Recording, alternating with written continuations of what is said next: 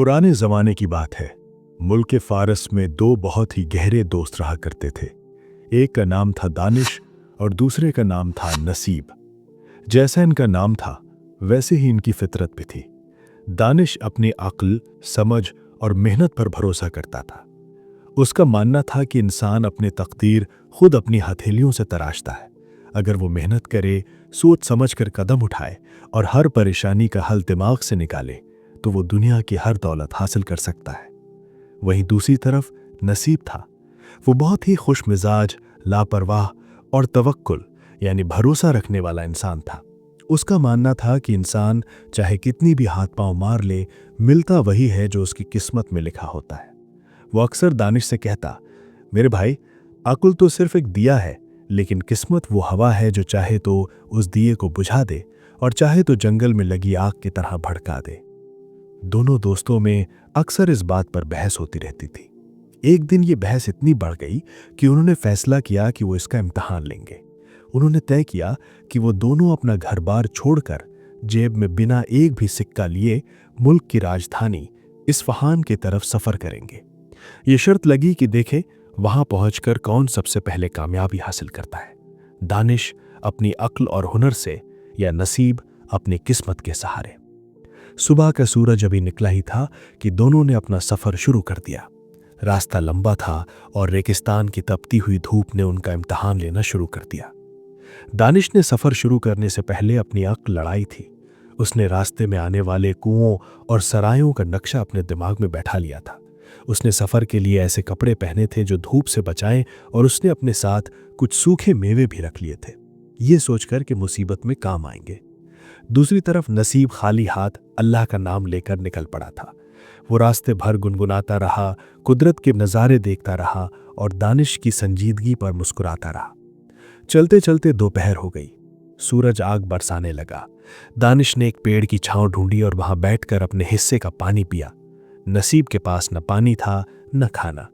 दानिश ने अपनी अक्ल से जो जमा किया था उसमें से थोड़ा नसीब को भी दिया और बोला, देख मेरे दोस्त, अगर मैंने अक्ल से काम लेकर ये इंतजाम ना किया होता तो आज हम दोनों प्यासे मर जाते। यहां तेरी किस्मत नहीं, मेरी अक्ल काम आई। नसीब मुस्कुराया और बोला, जल्दबाजी मत कर दोस्त, अभी तो सफर शुरू हुआ है। तभी अचानक नसीब की नजर पास ही झाड़ियों में फंसी एक चीज पर पड़ी। वहां एक मरा हुआ बाज पड़ा था और उसके पंजों में एक चमचमाती हुई चीज दबी थी। नसीब ने जाकर देखा तो उसकी आंखें फटी रह गईं। वो एक बहुत ही कीमती लाल मड़का रूबी था जो शायद उस बाज ने कहीं से चुराया होगा और उड़ते वक्त यहां गिर गया होगा। नसीब ने वो मड़का उठाया और दानिश को दिखाते हुए कहा, देख भाई, तूने अक्ल लगाकर पानी बचाया, लेकिन मेरी किस्मत ने मुझे बैठे बिठाई ये दौलत दे दी। अब बता, बड़ा कौन? दानिश चुप रह गया, लेकिन हार नहीं मानी। उसने कहा, यह सिर्फ इत्तेफाक है, असली कामयाबी तो वो है जो हम शहर जाकर हासिल करेंगे। खैर, गिरते पड़ते, कभी अक्ल के सहारे और कभी किस्मत के करिश्मे से दोनों दोस्त कई दिनों बाद इस्फहान शहर के बड़े दरवाजे पर पहुंच गए। शहर बहुत खूबसूरत था। हर तरफ बाजार सजे थे और चहल पहल थी, लेकिन शहर में घुसते ही उन्हें एक अजीब सी खामोशी महसूस हुई। पता चला कि शहर के बड़े वजीर का इंतकाल हो गया है और बादशाह सलामत नए वजीर की तलाश में है, लेकिन उनकी एक अजीब शर्त है।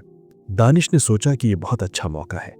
अगर वो अपनी अक्ल से बादशाह को खुश कर दे तो वजीर बन सकता है।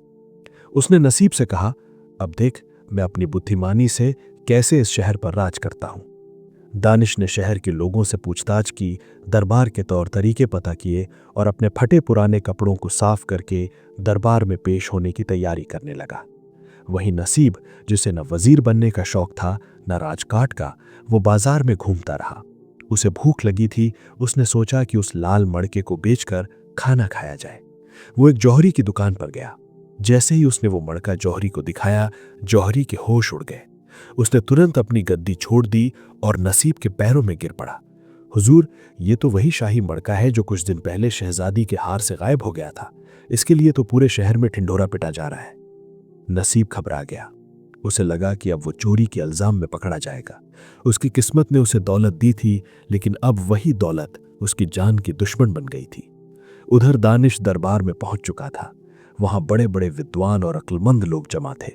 बादशाह ने ऐलान किया था कि जो मेरे 3 सवालों का सही जवाब देगा उसे वजीर बनाया जाएगा। दानिश अपनी बारी का इंतजार कर रहा था। उसे पूरा भरोसा था कि वो जीत जाएगा। तभी दरबार के बाहर शोर हुआ। सिपाही नसीब को पकड़कर अंदर ले आए। उसके हाथ में वो मड़का था।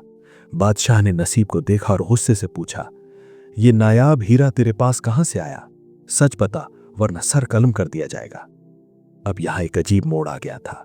एक दोस्त अपनी अक्ल से वजीर बनने की कतार में खड़ा था और दूसरा दोस्त अपनी ही किस्मत की वजह से मौत के मुहाने पर खड़ा था। क्या नसीब की किस्मत उसे यहां से बचा पाएगी या यहां दानिश की अक्ल की जरूरत पड़ेगी? बादशाह का चेहरा गुस्से से लाल हो रहा था और उसकी आंखों में खून उतर आया था। दरबार में सन्नाटा ऐसा था कि अगर सुई भी गिरे तो उसकी आवाज सुनाई दे जाए। नसीब के माथे पर पसीने की बूंदें चमक रही थीं। उसने कांपते हुए कहा, जहांपना, मैं कोई चोर नहीं हूं। ये लाल मड़का मुझे रास्ते में एक मरे हुए बाज के पंजों में मिला था। मेरी किस्मत ने मुझे ये दिया, मैंने इसे चुराया नहीं। बादशाह ने एक जोरदार ठहाका लगाया और कहा, क्या हम तुम्हें बेवकूफ नजर आते हैं? एक बाज इतना कीमती मणका क्यों उठाएगा? और अगर उठा भी लिया तो वो उसे तुम्हारे ही कदमों में क्यों गिराएगा? ये सब मनगढ़ंत कहानियां हैं। सिपाहियों, इसे ले जाओ और कल सुबह होते ही इसका सर कलम कर दो। सिपाही नसीब को घसीटने ही वाले थे कि तभी भीड़ से एक बुलंद और संजीदा आवाज आई, रुक जाइए जहांपनाह। सबकी नजरें उस आवाज की तरफ घूमी। वो दानिश था। वो अपने दोस्त को मौत के मुंह में जाते देख चुप नहीं रह सका। उसने अपनी वजीर बनने की ख्वाहिश को एक पल के लिए पीछे छोड़ा और आगे बढ़ा। उसने झुककर बादशाह को सलाम किया और कहा, हुजूर, ये शख्स सच कह रहा है, मैं इसका गवाह हूं। बादशाह ने दानिश को गौर से देखा और पूछा, तुम कौन हो नौजवान, और तुम कैसे यकीन से कह सकते हो कि ये चोर नहीं है? दानिश ने अपनी अक्ल का इस्तेमाल करते हुए कहा, जहांपनाह, आप गौर करें, अगर इसने ये मणका महल से चुराया होता तो ये इसे लेकर शहर के जौहरी के पास बेचने क्यों जाता? एक चोर हमेशा माल छुपाता है, दिखाता नहीं। दूसरी बात, आप उस मणके को गौर से देखिए, उस पर बारीक खरोंचे होंगी। बाज की फितरत होती है कि वो चमकती चीजों पर झपट्टा मारता है। यकीनन उस परिंदे ने इसे गोश्त का टुकड़ा समझकर उठा लिया होगा और जब उसे अपनी गलती का एहसास हुआ या जब वो मरकर गिरा तो ये उसके पंजों में रह गया। बादशाह ने वजीर को इशारा किया। वजीर ने मणके को गौर से देखा तो पाया कि उस पर वाकई नाखूनों की बारीक खरोंचे थीं। बादशाह की तेवर नरम पड़ गए। दानिश की दलीलों में दम था। उसकी अक्ल ने आज नसीब की जान बचा ली थी। बादशाह ने खुश होकर नसीब को रिहा करने का हुक्म दिया और दानिश की अक्लमंदी की तारीफ की। अब बारी थी वजीर चुनने की। बादशाह ने दानिश से कहा, नौजवान, तुमने अपनी बुद्धिमानी का सबूत तो दे दिया, लेकिन वजीर बनने के लिए तुम्हें मेरे 3 सवालों के जवाब देने होंगे। अगर तुम सही जवाब दोगे तो ये ओहदा तुम्हारा होगा। दानिश का सीना गर्व से चौड़ा हो गया। उसे लगा कि अब मंजिल करीब है। बादशाह ने पहला सवाल पूछा, बताओ, वो कौन सी चीज है जो इंसान को अमीर तो बनाती है लेकिन उसे तिजोरी में नहीं रखा जा सकता? दानिश ने एक पल सोचा और मुस्कुराकर कहा, हुजूर, वो हुनर है। इंसान का हुनर ही उसकी असली दौलत है जिसे कोई चुरा नहीं सकता। बादशाह ने सिर हिलाया। जवाब सही था। दूसरा सवाल पूछा गया, वो क्या है जो पूरी दुनिया में घूमती है मगर एक कोने में रहती है? दानिश ने अपनी अक्ल दौड़ाई और बोला, जहांपनाह, वो मोहर यानी डाक का टिकट है। वो खत के लिफाफे के कोने में चिपकी रहती है मगर पूरी दुनिया का सफर करती है। बादशाह बहुत खुश हुआ। दरबार में वाहवाही होने लगी। अब बस एक आखिरी सवाल बचा था। लेकिन तभी एक अजीब वाकया हुआ। नसीब, जो अब आजाद था और दरबार के एक कोने में खड़ा होकर तमाशा देख रहा था, उसे जोर की भूख लगी थी। वो बेचैनी से इधर उधर देख रहा था। उसकी नजर दरबार की छत पर लटके एक भारी भरकम झाड़ फानूस पर गई। उसे लगा कि फानूस की रस्सी कुछ कमजोर है और वो हिल रहा है। नसीब ने सोचा कि शायद ये उसकी नजर का धोखा है, लेकिन उसकी छठी इंद्री ने उसे खबरदार किया। वो अपनी जगह से हिला और अनजाने में ही लड़खड़ाकर एक थाल से टकरा गया। थाल जमीन पर गिरा और छन छन की आवाज से सबका ध्यान उस तरफ गया। ठीक उसी पल वो भारी फानूस छत से टूटकर सीधा बादशाह के तख्त के ठीक आगे गिरा। धड़ाम! धूल का गुबार उड़ गया।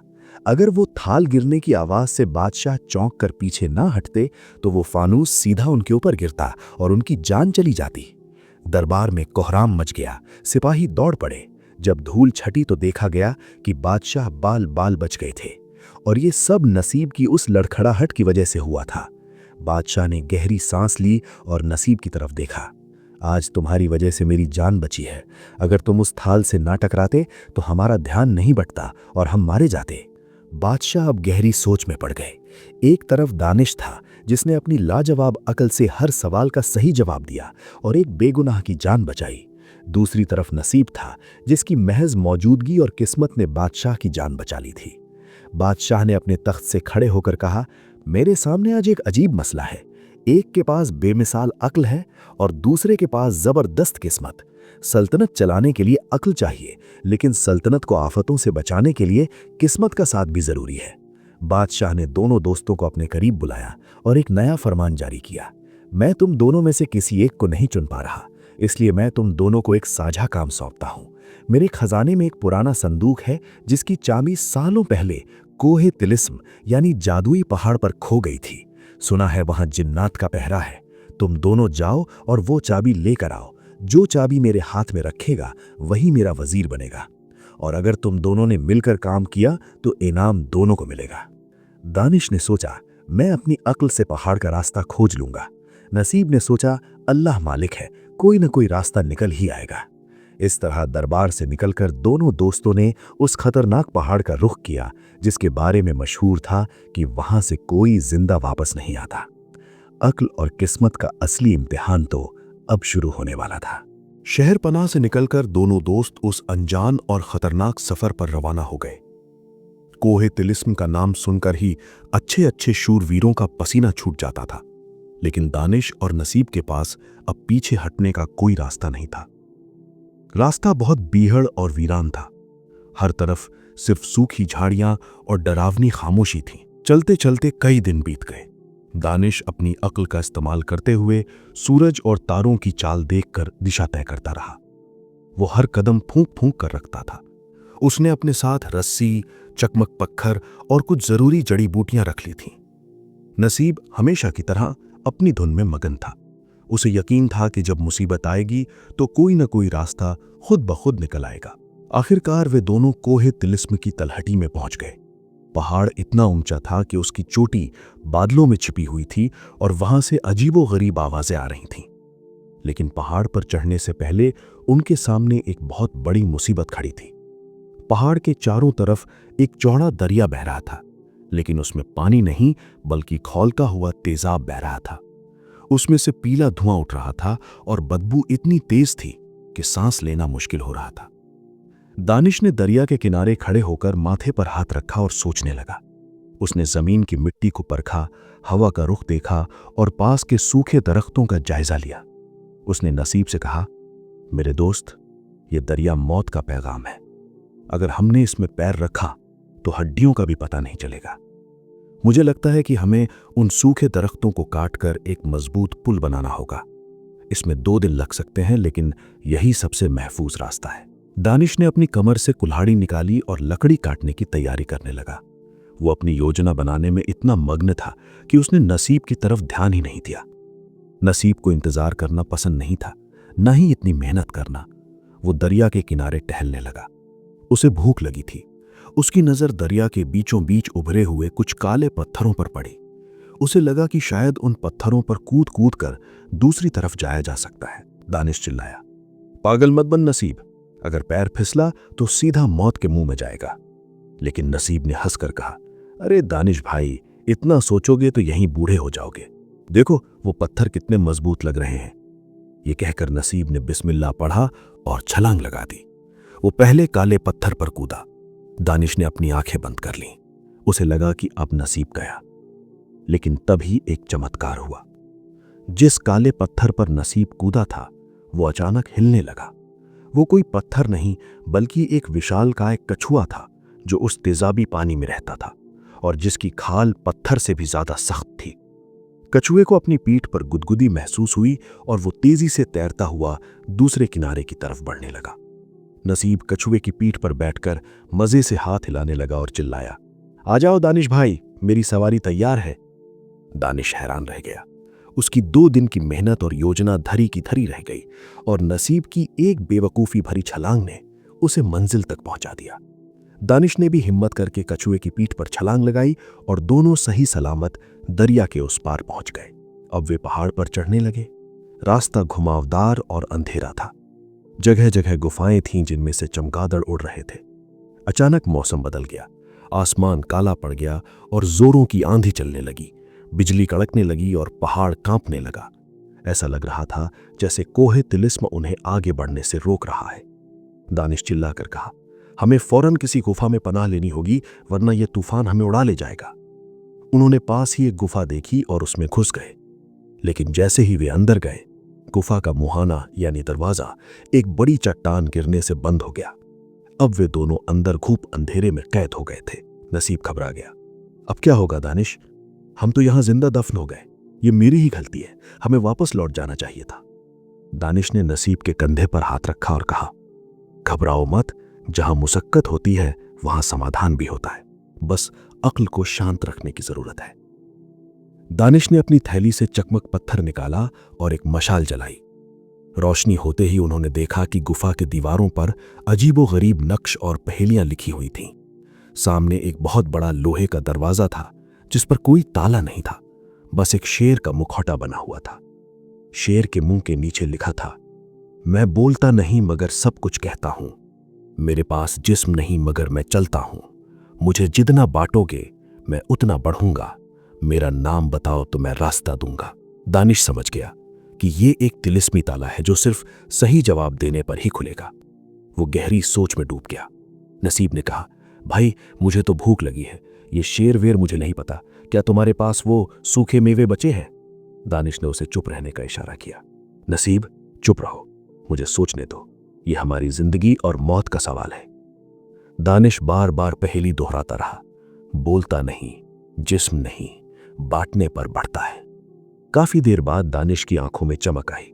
उसने शेर के मुखौटे के पास जाकर बुलंद आवाज में कहा, इल्म। जैसे ही उसने इल्म कहा, गुफा गूंज उठी। शेर की आंखों में लाल रोशनी जली और लोहे का भारी दरवाजा चरमराते हुए खुल गया। नसीब ने दानिश को गले लगा लिया। मान गया भाई, तेरी अक्ल का कोई जवाब नहीं। अगर मैं होता तो सर पटक कर मर जाता, लेकिन यह दरवाजा नहीं खुलता। दानिश मुस्कुराया। देखा नसीब, किस्मत हर जगह काम नहीं आती। कभी कभी अक्ल का चिराग ही अंधेरे में रास्ता दिखाता है। दोनों दोस्त आगे बढ़े। अब वे पहाड़ की चोटी के करीब थे जहां वो पुरानी चाबी रखी होनी चाहिए थी, लेकिन उन्हें नहीं मालूम था कि असली खतरा अब उनके सामने आने वाला था। दरवाजे के उस पार एक बहुत बड़ा हॉल था जिसके बीचों बीच एक सोने का पिंजरा लटक रहा था और उस पिंजरे के अंदर वो चाबी चमक रही थी। लेकिन पिंजरे के ठीक नीचे एक भयानक जिन्न सो रहा था। वो इतना विशाल था कि उसकी सांसों से आंधी चल रही थी। उसके हाथ में एक बड़ा गधा था।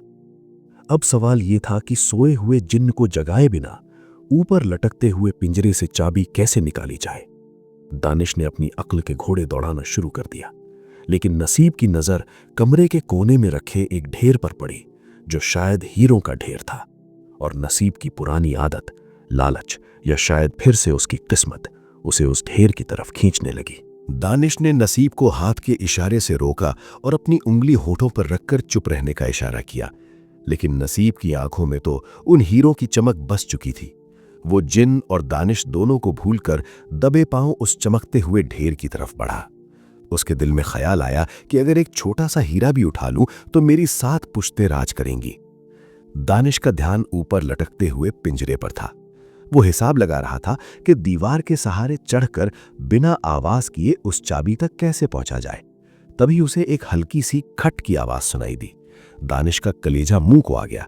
उसने पलट कर देखा तो नसीब के हाथ में एक बड़ा सा नीलम था, लेकिन उस नीलम को उठाते ही पत्थरों का वो पूरा संतुलन बिगड़ गया और एक भारी सोने का गुलदस्ता लुढ़कता हुआ सीधा जमीन पर आ गिरा। धड़ाम! उस सन्नाटे में वो आवाज किसी बम के फटने जैसी लगी। सोए हुए जिन्न की खर्राटे अचानक रुक गए। एक पल के लिए खामोशी छाई रही और फिर वो भयानक जिन्न अपनी जगह से हिला। उसकी आंखें खुली जो जलते हुए अंगारों की तरह लाल थीं। उसने एक ऐसी दहाड़ मारी कि गुफा की छत से धूल झड़ने लगी। कौन है? किस बदबख्त ने मेरी नींद खराब की? नसीब के हाथ से वो नीलम छूट गया और वो डर के मारे दानिश के पीछे जा छुपा। जिन्न ने अपनी गदा उठाई और उनकी तरफ बढ़ा। उसका कद इतना बड़ा था कि उसका सर छत को छू रहा था। आदमजाद, तुम यहां मरने आए हो, जिन्न ने गरजते हुए कहा और अपना भारी पैर उठाया ताकि दोनों को कुचल दे। ये वो वक्त था जब मौत बिल्कुल सामने खड़ी थी। नसीब ने आंखें बंद कर लीं और कलमा पढ़ने लगा, लेकिन दानिश का दिमाग बिजली की तरह दौड़ रहा था। उसने फौरन जिन्न के सामने घुटने टेक दिए और चिल्लाकर बोला, ऐ महान जिन्न, रुक जाइए, हम चोर नहीं हैं, हम तो हकीम हैं, वैद्य हैं, हम आपकी मदद के लिए आए हैं। जिन्न का पैर हवा में ही रुक गया। वो हैरान हुआ, मदद?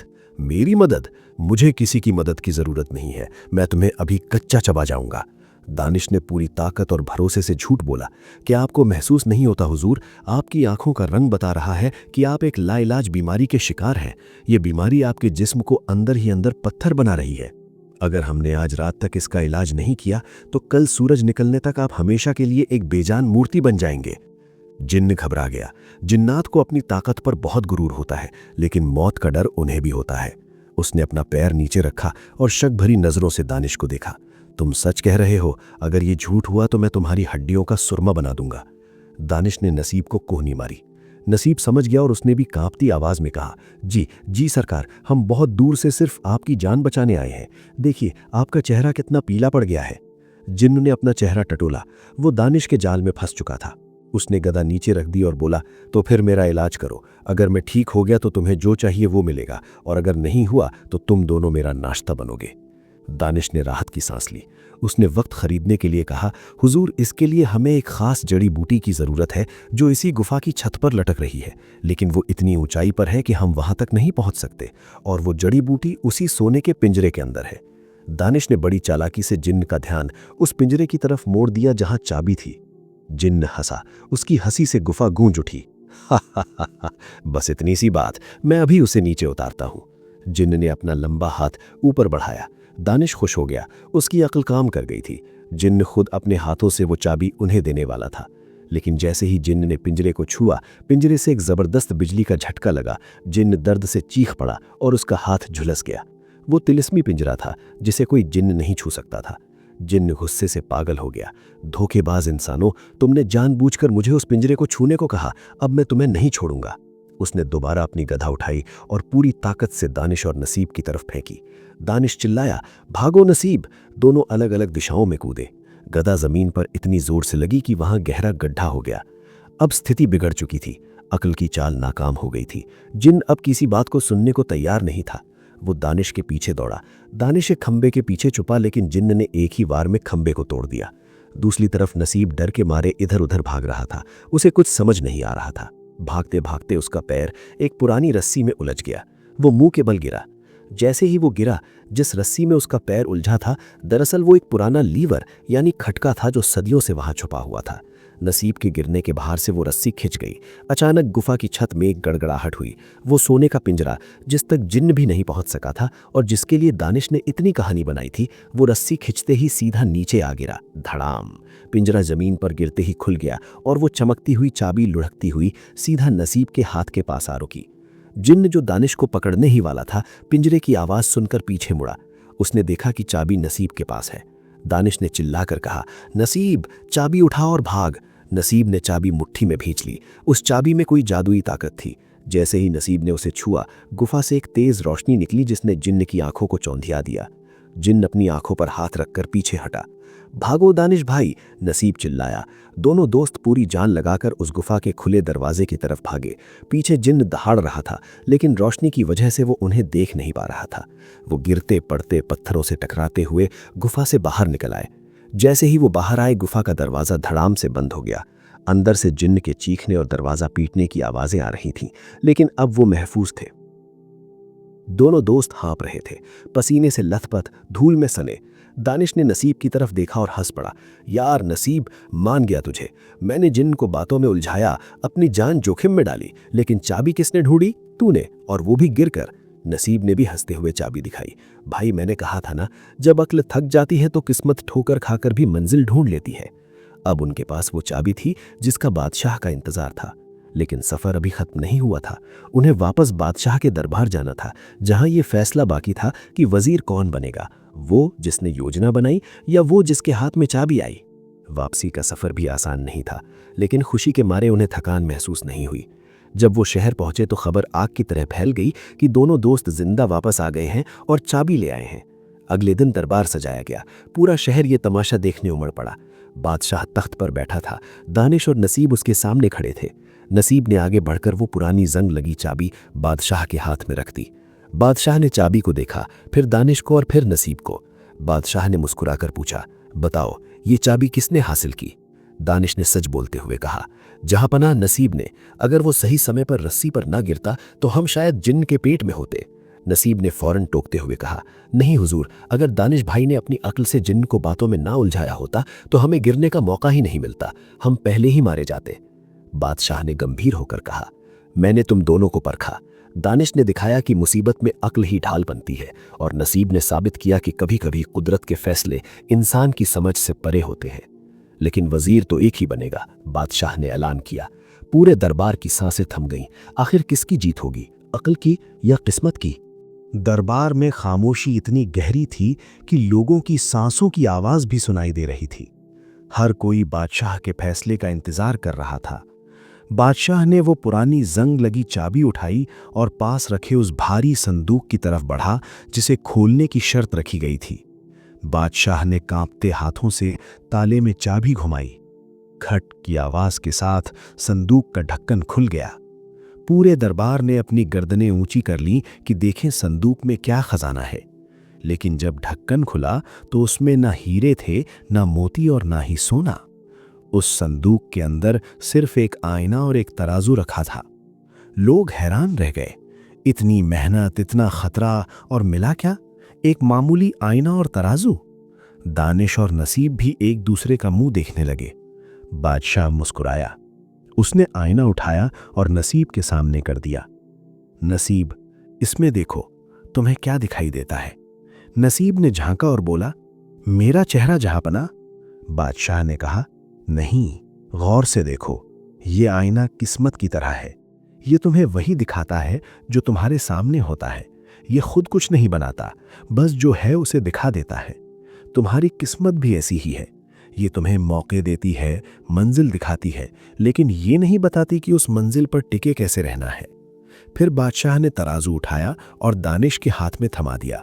दानिश, ये तराजू अक्ल की निशानी है। ये हर चीज को तौलता है, परखता है और संतुलन बनाता है।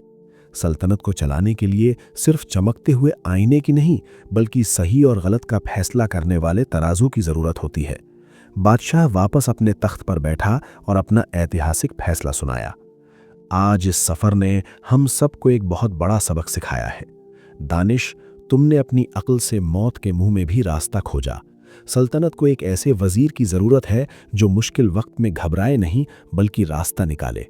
इसलिए मैं तुम्हें अपना वजीर आजम यानी प्रधानमंत्री मुकर्रर करता हूं।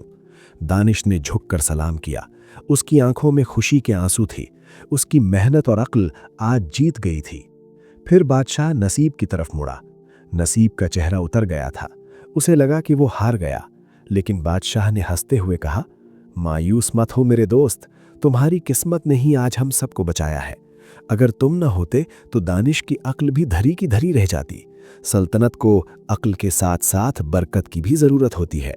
इसलिए मैं तुम्हें अपने शाही खजाने का निगहबान यानी खजांची बनाता हूं। तुम्हारी खुशकिस्मती हमारे खजाने को हमेशा भरा रखेगी। पूरा दरबार वाह वाह के नारों से गूंज उठा।